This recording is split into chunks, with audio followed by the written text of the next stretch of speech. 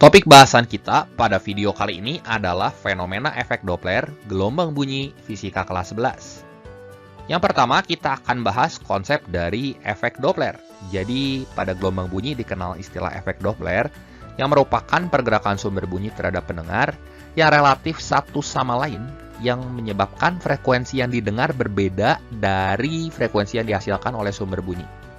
Jadi intinya ketika suatu sumber bunyi memancarkan gelombang bunyi, maka frekuensi yang dirasakan oleh pengamat itu akan berbeda tergantung bagaimana pergerakan sumber maupun pengamat tersebut. Nah, sebagai ilustrasi, teman-teman perhatikan gambar berikut ini. Misal ini sumber bunyi. Semakin dekat pengamat dengan sumber bunyi, maka frekuensi yang dihasilkan ini akan semakin tinggi. Hal ini ditunjukkan dengan gelombang yang semakin rapat ya di sini. Tapi ketika pengamat bergerak semakin jauh dari sumber, atau jarak antara sumber dan pengamat ini semakin jauh, nah teman-teman bisa perhatikan bahwa gelombang yang dihasilkannya tentu akan semakin renggang ya. Dengan kata lain, nilai frekuensinya itu akan semakin rendah. Dan secara matematis kita tuliskan frekuensi yang didengar oleh pengamat sebagai Fp sama dengan V plus minus Vp per V plus minus Vs kali Fs. Di mana V ini adalah kecepatan bunyi di udara, satuannya meter per second. Vp ini kecepatan pendengar bergerak, dan pendengar ini bisa bergerak menjauhi sumber atau mendekati sumber. Kemudian Vs ini adalah kecepatan sumber bunyi bergerak, satuannya meter per second. Sama, sumber juga bisa bergerak mendekati pengamat atau menjauhi pengamat. Fp ini frekuensi yang didengar oleh pendengar, satuannya Hz, dan Fs ini adalah frekuensi yang dipancarkan sumber, satuannya Hz juga. Selanjutnya kita juga akan membahas pengaruh angin pada efek Doppler. Untuk pengaruh angin, kita tinggal menambahkan suku Va pada kecepatan bunyi di udara ya. Tandanya bisa positif, bisa negatif. Tergantung bagaimana angin tersebut merambat. Apakah searah dengan gelombang bunyi atau berlawanan dengan gelombang bunyi. Di sini Va adalah kecepatan angin ya. Nah, selanjutnya kita akan membahas ini yang penting. Perjanjian tanda pada efek Doppler. Kalau teman-teman perhatikan dari persamaan ini tandanya bisa positif, bisa negatif. Dan ini nggak usah dihafal tapi bisa pakai logika aja ya. Nah, teman-teman perhatikan. Untuk V sumber bisa positif, bisa negatif. Positif ketika sumber bunyi menjauhi pendengar. Nah, logikanya ketika sumber menjauhi pendengar, frekuensinya itu akan semakin rendah kan? Supaya frekuensinya semakin rendah, maka kita harus buat penyebutnya itu sebesar mungkin. Ya nggak? Supaya Fp itu nilainya kurang dari Fs. Dan V sumber bisa bernilai negatif ketika sumbernya mendekati pendengar. Kenapa harus nilainya negatif? Supaya kita buat penyebutnya sekecil mungkin. Kalau penyebutnya sekecil mungkin, otomatis nilai frekuensi yang dihasilkan oleh sumber yang diamati oleh pengamat di sini akan semakin tinggi. Ya, kalau ininya makin kecil, Fp-nya kan makin tinggi. Dan logikanya, untuk sumber bunyi yang mendekati pendengar, frekuensi yang dirasakannya tentu lebih tinggi.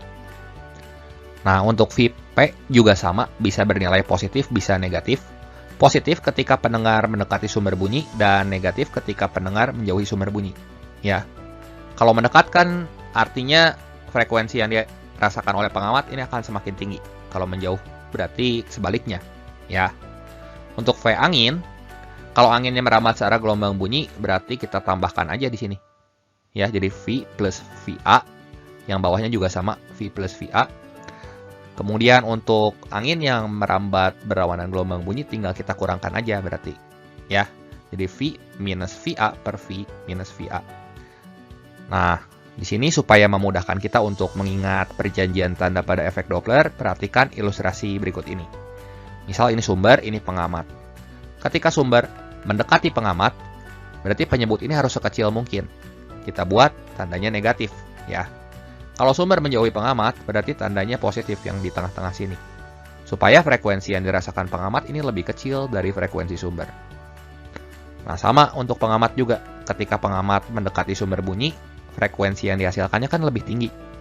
Supaya frekuensi yang dihasilkan lebih tinggi, berarti tanda pada pembilangnya di sini harus positif. Dan kalau menjauhi sumber bunyi, ini harus negatif. Jelas ya? Kemudian kita juga akan membahas bagaimana fenomena pelayangan bunyi atau beat. Nah, fenomena pelayangan bunyi itu merupakan pergeseran bunyi karena efek interferensi suara. Jadi pelayangan bunyi ini bisa terjadi karena ada perbedaan frekuensi, teman-teman. Yang secara matematis bisa kita tuliskan menurut persamaan F layangan ini sama dengan mutlak F1 kurang F2. Nah, supaya lebih jelas kita akan bahas beberapa contoh soal. Teman-teman simak terus videonya sampai habis supaya kalian bisa mendapatkan pemahaman yang utuh tentang materi efek Doppler dan pelayangan ini. Oke, sekarang kita coba cek contoh soal yang pertama. Contoh soal ini konseptual ya. Nah, frekuensi bunyi dari suatu sumber bunyi oleh seorang pendengar akan terdengar bagaimana? Nah, kita cek pernyataan berikut. Kita cari mana pernyataan yang tepat. Soal ini adalah soal tentang efek Doppler, jadi kita dapat gunakan persamaan berikut ini. Nah, akan lebih mudah kalau misalnya kita gambarkan masing-masing kasusnya. Kita cek dulu pernyataan yang pertama. Apakah frekuensi bunyi dari satu sumber ini akan terdengar bertambah jika sumber dan pendengarnya bergerak searah? Kita gambar dulu ya. Misalnya ini sumber, ini pengamat. Ya. Nah, sumber sama pengamat atau pendengar di sini bergerak searah dengan pendengar di depan. Dan kelajuan sumber ini lebih besar dari kelajuan pendengar. Nah, tandanya kenapa negatif? Supaya kalau misalnya di sumber ini tandanya minus, supaya kita menghasilkan nilai penyebut yang sekecil mungkin. Kan kalau sumbernya punya kelajuan yang lebih tinggi dari pengamat, makin lama dia akan semakin dekat dengan pengamat, sehingga frekuensi yang dirasakan oleh pengamatnya nanti akan lebih tinggi. Tapi pengamatnya sendiri ini bergerak menjauhi si sumber.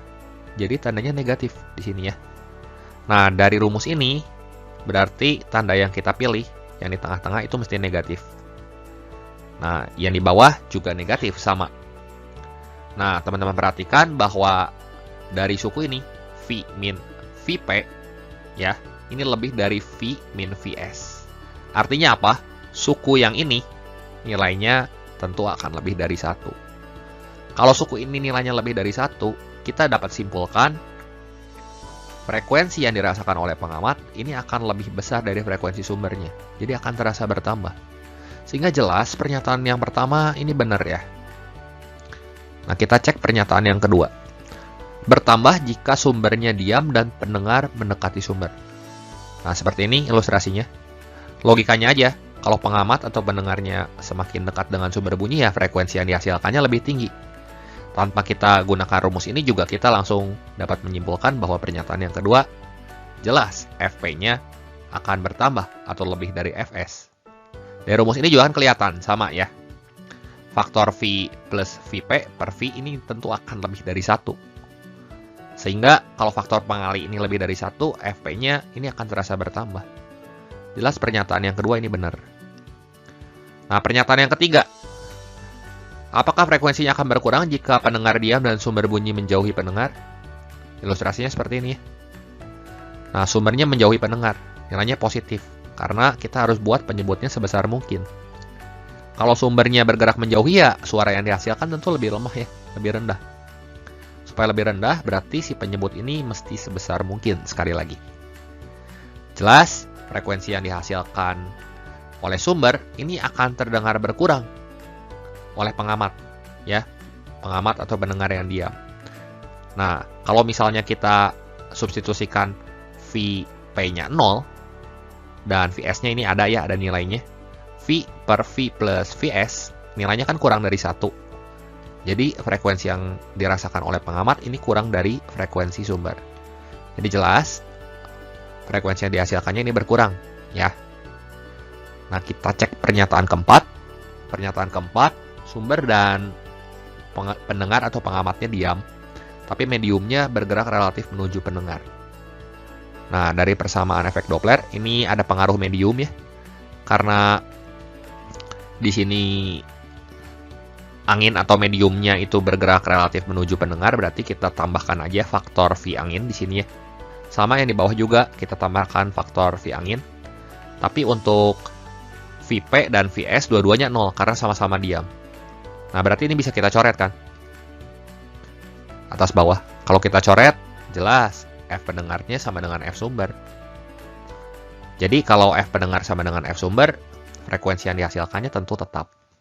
Jadi opsi yang keempat pun benar.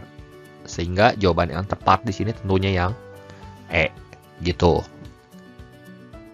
Oke, sekarang kita coba cek contoh soal yang kedua. Sumber bunyi memancarkan bunyi dengan frekuensi 500 Hz, saling mendekat dengan pendengar. Kecepatan sumber bunyi ini 40 meter per second dan kecepatan pendengar 50 meter per second. Diketahui kecepatan bunyi di udara segini ya, 340 meter per second. Frekuensi bunyi yang didengar oleh pendengar adalah titik-titik. Tulis dulu data-data yang diketahui ya, sejelas mungkin seperti ini. Nah, di sini sumber mendekati pendengar dan pendengar mendekati sumber. Otomatis frekuensi yang dihasilkannya akan tambah tinggi kan? Jadi, untuk penyelesaiannya kita gambar dulu ilustrasi yang terdapat pada soal seperti ini. Misal ini sumber, ini pengamat. Sumber mendekati pendengar. Berarti tandanya harus negatif dari perjanjian tanda yang tadi ya. Karena kita harus buat si penyebutnya sekecil mungkin supaya menghasilkan FP sebesar mungkin. Kemudian pendengar mendekati sumber. Seperti ini. Tandanya positif. Supaya frekuensi yang dihasilkannya juga semakin tinggi. Nah, menggunakan rumus efek Doppler di sini, tanda hubung ini kita ganti, ya. Yang atas positif, yang bawah negatif. Nah, jadi 340 ditambah V pendengar. Pendengar bergerak dengan kecepatan 50 meter per second. Berarti plus 50. Kemudian yang bawahnya di sini jadi 340 dikurangi 40 karena sumbernya bergerak mendekati pengamat. Jadi kita harus buat yang bawahnya sekecil mungkin supaya faktor ini tuh lebih dari 1 ya nilainya. Nah, kemudian ini kita hitung aja. 340 tambah 50 390. Ini 340 kurangi 40 ya 300 ya. Nah, ini kalau kita coret ini nolnya 2. 390 bagi 3 kan 130 kali 5. Hasilnya adalah 650 Hz. Sehingga opsi yang tepat di sini adalah yang C. Oke, sekarang kita coba contoh soal yang ketiga. Dua sumber bunyi A dan B serta pengamat O terletak pada sumbu X bagaimana pada gambar berikut ini. Kedua sumber menghasilkan bunyi dengan frekuensi sama besar, yaitu F. Jadi sumber yang A punya frekuensi F, demikian pula untuk sumber yang B, frekuensinya sama-sama F. Cepat rabat bunyi di udara adalah VU. Pengamat O ini diam, sedangkan sumber A bergerak ke sebelah kiri dengan laju 0,25 VU. Berarti kalau bergerak ke sebelah kiri, tandanya harus positif, ya. Supaya frekuensi yang dirasakan oleh pengamat ini sekecil mungkin. Kan menjauhi ya, sumber menjauhi pengamat. Kemudian sumber B juga bergerak ke kanan dengan laju 0,5 VU. Sama kasus ini juga sumbernya menjauhi pengamat. Jadi tandanya harus positif. Plus 0,5 VU. Nah, kemudian selisih frekuensi bunyi kedua sumber menurut pengamat itu adalah A. Maka nilai F-nya sama dengan titik-titik. Untuk penyelesaiannya, kita dapat gunakan rumus efek Doppler dengan meninjau dua kasus. Ya. Kasus yang pertama, kita tinjau frekuensi yang dirasakan oleh pengamat di titik O oleh sumber A yang ini. Ya, jadi kita tinjau dulu kasus yang pertama. Karena ini kan kasusnya pelayangan. Jadi kita harus tinjau dua kasus nanti. Nah, di sini berarti frekuensi pendengar akibat sumber A di sini VU ditambah 0. V pengamatnya karena pengamat tidak bergerak berarti kita ganti dengan 0 per V udara ditambah 0,25 VU karena sumbernya ini bergerak menjauhi pengamat. Dikali F, frekuensi alami dari sumber yang ini, sumber A. Nah, ini kita hitung aja. Jadi VU per 1,25 VU kali F, maka nilainya sama dengan 4/5 F, ya. Nah, kemudian kita tinjau frekuensi yang dirasakan oleh pengamat akibat sumber B. Jadi kita tinjau yang ini. Sumber B juga bergerak menjauhi pengamat di titik O sini. Nah, menggunakan rumus efek Doppler di sini kecepatan pengamatnya masih 0 karena pengamatnya kan diam di sini. Nah, bedanya yang di bawah di sini karena sumbernya bergerak menjauhi pengamat dengan kecepatan 0,5 VU, kita ganti di bawah sini dengan plus 0,5 VU. Jadi frekuensi yang dirasakan oleh pengamat akibat sumber B yang menjauhinya itu adalah VU per 1,5 VU kali F. Ini bisa kita coret ya, VU sama VU-nya. Jadi kalau kita hitung, ini 2/3 F. Nah, kemudian apa lagi yang dikasih tahu di sini? Selisih frekuensi bunyi kedua sumber menurut pengamat adalah A. Berarti kita tinjau selisih F atau pelayangan. Nah, FP sama dengan FPA dikurangi FPB. Frekuensi yang didengar oleh pengamat di sini merupakan harga mutlak dari 4/5F dikurangi 2/3F. Ini kita hitung aja. Jadi FP-nya kan kita ganti sama A. Karena dikasih tahu di soal ini adalah A gitu. Jadi nilainya ini sama dengan 2/15F. Sehingga di sini F-nya jelas sama dengan 15/2A. 15/2A ya nilainya adalah 7,50A. Sehingga opsi yang tepat di sini yang mana tuh? Ya, yang E. Seperti itu. Oke, sekarang kita coba contoh soal yang keempat. Seekor kelelawar terbang mendekati sebuah dinding sambil memancarkan pulsa ultrasonik dengan frekuensi 34 kHz dan panjang gelombang 1 cm.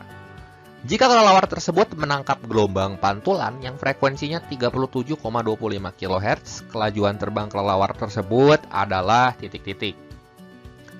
Nah, di sini kita tulis dulu data-data yang diketahuinya. Frekuensinya ini adalah 34 kHz, kita rubah ke SI jadi 34.000 Hz. Kemudian panjang gelombang kan 1 cm. Kita rubah ke SI ini jadi 0,01 meter supaya kita bisa cari berapa cepat rambat gelombang bunyi di udara. Nah, kita bisa gunakan rumus VU sama dengan lambda kali F. Masukin aja lambda sama F-nya ya ke persamaan ini. Kalau kita hitung, V gelombang bunyi di udara ini adalah 340 meter per second. Nah, frekuensi yang didengar oleh kelelawar ini 37,25 kHz, lebih tinggi dari frekuensi yang ia pancarkan akibat pantulan. Ya, jadi ada dua kasus di sini. Kita pecah jadi dua kasus. Kasus pertama, ini kelelawar sebagai sumber bunyi dan dinding sebagai pendengar. Ini seperti ini ya. Nah, teman-teman perhatikan, kelelawar kan mendekati dinding. Artinya, kalau kelelawar mendekati dinding, maka V kelelawarnya itu harus negatif tandanya. Karena kelelawar di sini bertindak sebagai sumber. Dindingnya mah diam aja ya. Nah, menggunakan rumus efek Doppler di sini, kita bisa tuliskan frekuensi yang dirasakan oleh dinding sebagai pengamat atau pendengar ini adalah V udara kita ganti sama 340 ditambah V dari dinding itu 0 karena dindingnya diam per 340 dikurangi V yang dipancarkan oleh kelelawar. Nah, kan sumbernya mendekati pengamat nih supaya frekuensi yang dirasakan oleh dinding lebih besar, lebih tinggi. Berarti ini harus dibuat sekecil mungkin, tandanya negatif sini ya, jangan ketukar. Dikali 34.000 Hz. Selanjutnya, ini kita hitung jadi 340 per 340 kurang VK kali 34.000. Nah, kasus kedua di sini dinding sebagai sumber dan kelelawar sebagai pendengar akibat pantulan. Jadi seperti ini kondisinya. Ya. Kelelawarnya mendekati dinding. Dan dari dinding ini dipantulkan lagi bunyi atau pulsa ultrasonik yang dipancarkan oleh kelelawar. Sehingga kita dapat rumuskan efek Doppler pada kasus kedua ini seperti ini. Yang jadi pengamatnya sekarang adalah si kelelawar. Jadi FK sama dengan 340 ditambah V kelelawar. Tandanya positif karena kelelawarnya bergerak mendekati dinding. Dibagi 340 kurang 0 kali frekuensi yang dipancarkan oleh sumber. Dalam kasus ini, pantulan bunyi dari dinding. F dindingnya kita ganti dengan yang ini. Seperti ini. Ya. Dan suku ini kan bisa kita coret ya. 340 dan 340-nya. Jadi, kita bagi aja masing-masing ruas di sini ya sama 34.000. Seperti ini. Jadi 37.250 dibagi 34.000, nolnya bisa dicoretin ya. Kemudian kita kali silang aja. Jadi 3725 kali 340 dikurangi 3725 kali VK sama dengan 3.400 kali 340 tambah 3.400 kali VK. Nah, kita pindah ruaskan seperti ini ya. Jadi 340 kali 3725 dikurang 3400. Suku ini pindah ke kiri. Suku yang ini, min 3725 VK-nya pindah ke kanan. Jadi seperti ini. Yang mau kita cari VK-nya. Ya. Ini tinggal kita hitung aja. Jadi 340 kali 3725 kurangin 3400 ya 325 ya ini. Sama dengan ini kalau kita jumlahin 7125 VK. Nah, kecepatan kelelawarnya berarti bisa kita tuliskan menurut persamaan ini. Ya, tinggal kita bagi aja masing-masing ruas sama 7125. Jadi V yang dipancarkan oleh kelelawar ini sama dengan 15,5 meter per second kalau kita hitung. Jadi, opsi yang tepat di sini tentunya yang A. Seperti itu. Oke, sekian dulu pembahasan singkat kali ini mengenai efek Doppler gelombang bunyi fisika kelas 11. Dan sebagai penutup, saya sertakan satu soal latihan yang bisa teman-teman kerjakan untuk menguji pemahaman kalian mengenai materi yang saya bawakan tadi. Semoga bermanfaat. Jangan lupa like, share, dan subscribe buat yang belum ya. Terima kasih untuk perhatiannya. Sampai jumpa di video saya yang berikutnya.